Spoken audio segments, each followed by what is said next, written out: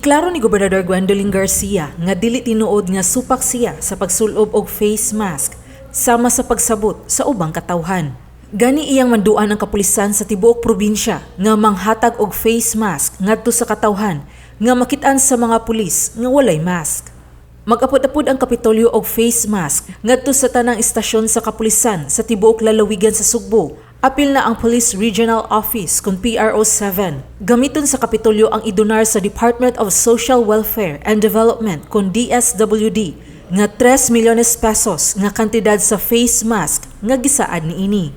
Ato sa iyang Facebook live streaming ni adtong Lunes, Abril 19, giklaro ni Garcia nga ang iyang mando ngadto sa kapulisan nga dili maltratuhon ang katawhan nga madakpan nga walay mask apan pahinumduman ra kini. Mag-issue usab siya og memorandum ngadto sa mga mayor sa 44 ka mga lungsod ug 6 ka mga syudad dinhi sa lalawigan nga huwag tangon na ang multa sa mga madakpan nga walay mask kay anti-poor kini kay kasagaran sa mga madakpan kay kadtong mga kabus nga naglakaw lang sa dalan. When it comes to the matter of fines, it is very oppressive. It is so anti-poor. Ang pobre, kadto naglakaw, nga way akong politiko nga makapitan, unya naninguha lang in taon nga kana bang mga isang kahig, isang tuka ba?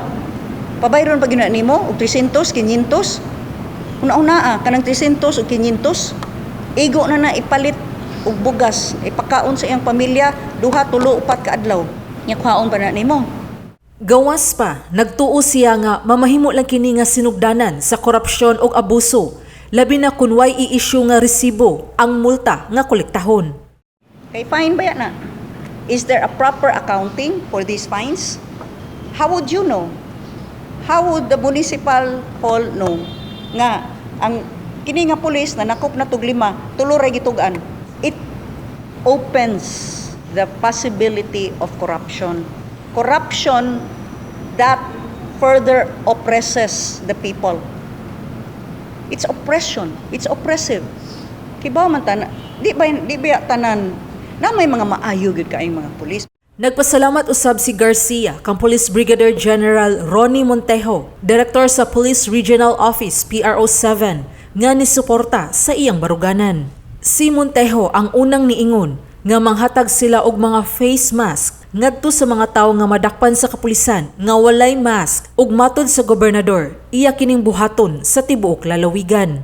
Calling on DSWD Regional Director, you had promised to the province of Cebu 3 million worth of face masks. Kanitanan nga inyong ihatag DSWD, amo ning ihatag sa tibuok probinsya ug apilan pud namo ang PRO7 under General Montejo. Ato sa courtesy call sa bagong hepe sa kapulisan sa probinsya nga si Police Colonel Engelbert Soriano, gipahimangnuan siya sa gobernador nga likayan ang pagpanagmal o pagmaltrato sa mga tawo nga madakpan nga wa magsulob og face mask. Of course, na uban gusto gyud magsulob sige sulob. Okay ra man na nin, okay ra man na. Ay lang gud mo kasuko dayon. Masuko man gud mo. Nay usap pertig yung yaw-yaw. Kontra nako kay advocate kuno ko kay di kuno ko musulob og mask. Sulob man ko when I feel I need to. Na may daghang pictures nagpakita. But then, when I feel that I must take it off, I'll take it off. I think that is still part of my personal liberty. Sheila Gravines, Balita sa Sugbo.